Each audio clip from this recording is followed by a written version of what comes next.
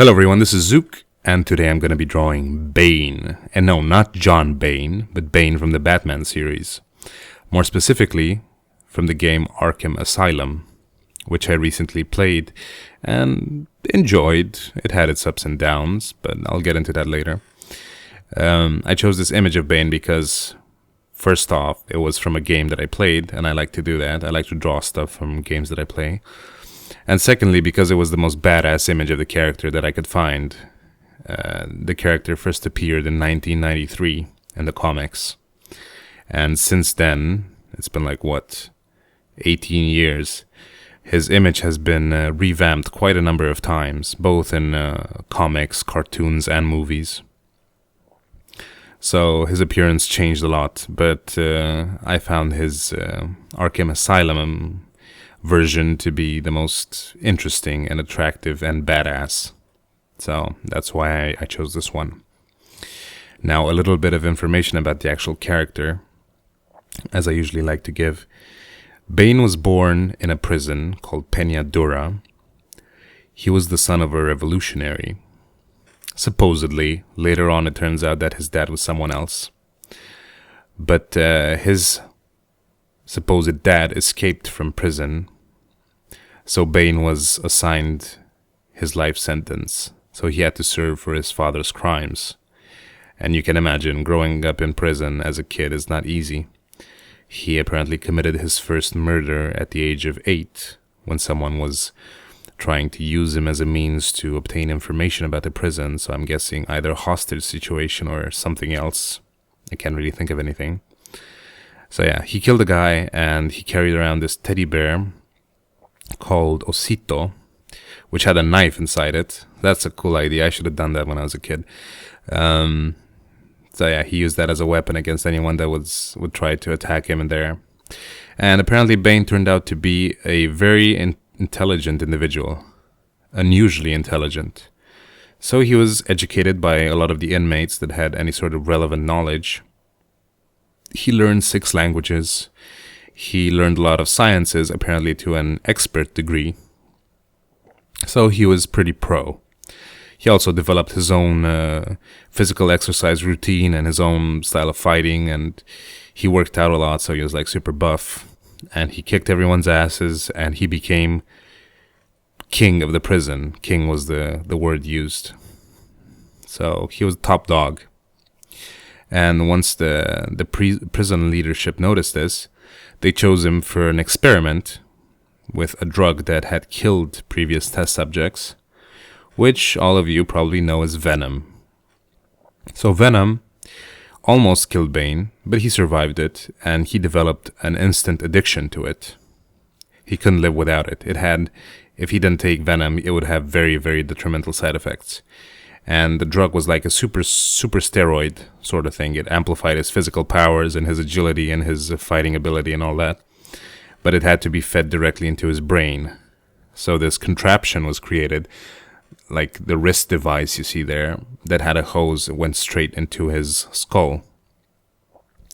Obviously, the backpack device that is in this version of him is Joker's work. So that's not how he usually looks like. But anyway, eventually he escaped prison and headed towards Gotham City because he wanted to kill Batman for no apparent reason whatsoever. He just heard of Batman and thought, hey, I want to kill this guy. So yeah, he went through a lot with Batman, and at one point in time, they both thought that they were brothers. So Bane moved in with him and fought alongside him, killing or defeating his real father, which was King Snake in the comics. I'm not sure how many of you actually follow the comics. I don't, but I like the characters and the universe, so that's why this is sort of interesting to me as well. So anyway, it turned out that they weren't brothers, and he left and then changed his mind, and he wanted to kick Batman's ass again, and they had this whole back and forth going, and they just went through a lot together. But anyway, that's about all the info I have about Bane. Now I guess I should talk about the drawing a little bit. I used reference for this as it's an image that's on Google Images from the actual game. it's a very high resolution image, so I figured why the hell not. It had all the details that I wanted to see for myself, and of course I couldn't replicate every single one of them, because when you work in pencil there's a certain degree of limitation that you're faced with. But I think I did a pretty okay job. I was mostly interested in drawing this for the muscles, because he has very exaggerated muscles, being all buffed up as he is.